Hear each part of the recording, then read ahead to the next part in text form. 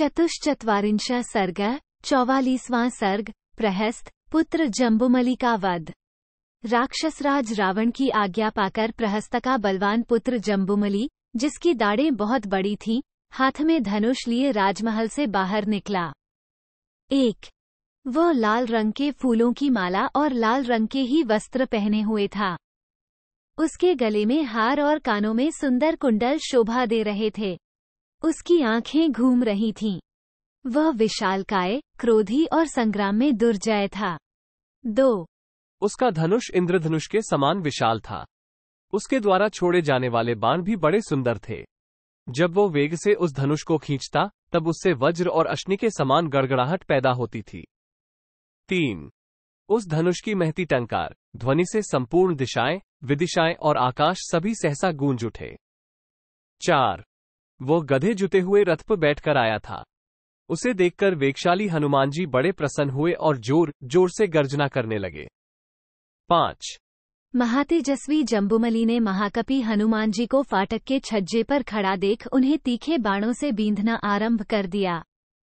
6 उसने अर्धचंद्र नामक बाण से उनके मुख पर, कर्णी नामक एक बाण से मस्तक पर और 10 नाराचों से उन कपीश्वर की दोनों भुजाओं पर गहरी चोट की।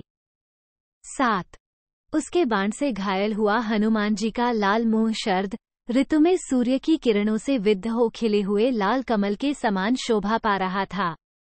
8 रक्त से रंजित हुआ उनका वह रक्तवर्ण का मुख ऐसी शोभा पा रहा था, मानो आकाश में लाल रंग के विशाल कमल को सुवर्णमय जल की बूंदों से सींच दिया गया हो, उस पर सोने का पानी चढ़ा दिया गया हो। 9 राक्षस जम्बुमलि के बाणों की चोट खाकर महाकपि हनुमान जी कुपित हो उठे।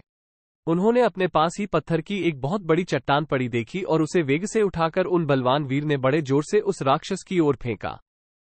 101/2 किंतु क्रोध में भरे उस राक्षस ने 10 बाण मारकर उस प्रस्तर शिलों को तोड़ फोड़ डाला।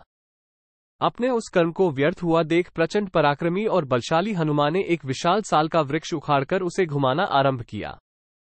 11/12 उन महान बलशाली वानरवीर को साल का वृक्ष घुमाते देख महाबली जम्बुमलि ने उनके ऊपर बहुत से बाणों की वर्षा की।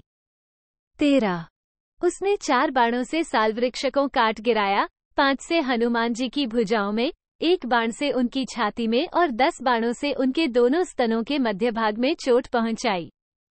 14 बाणों से हनुमान जी का सारा शरीर भर गया। फिर तो उन्हें बड़ा क्रोध हुआ और उन्होंने उसी परिघ को उठाकर उसे बड़े वेग से घुमाना आरंभ किया। 15 अत्यंत वेगवान और उत्कट बलशाली हनुमान ने बड़े वेग से घुमाकर उस परिघ को जम्बुमलि की विशाल छाती पर दे मारा। 16 फिर तो न उसके मस्तक का पता लगा और न दोनों भुजाओं तथा घुटनों का ही। न धनुष बचा, न रथ, न वहां घोड़े दिखाई दिए और न बाण ही। 17 उस परिघ से वेगपूर्वक मारा गया महारथी जम्बुमलि चूर चूर हुए वृक्ष की भांति पृथ्वी पर गिर पड़ा।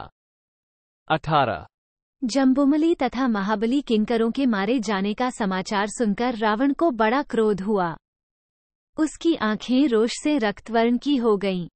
19 महाबली प्रहस्तपुत्र जम्बुमलि के मारे जाने पर निशाचर राज रावण के नेत्र रोष से लाल होकर घूमने लगे। उसने तुरंत ही अपने मंत्री के पुत्रों को, जो बड़े बलवान और पराक्रमी थे, युद्ध के लिए जाने की आज्ञा दी। 20 इत्यार्षे श्रीमद् रामायणे वाल्मीकि आदिकाव्ये सुंदरकांडे चतुश्चत्वारिंश सर्ग 44। इस प्रकार श्री वाल्मीकि निर्मित आश्रामायण आदिकाव्य के सुंदरकांड में 44वां सर्ग पूरा हुआ। 44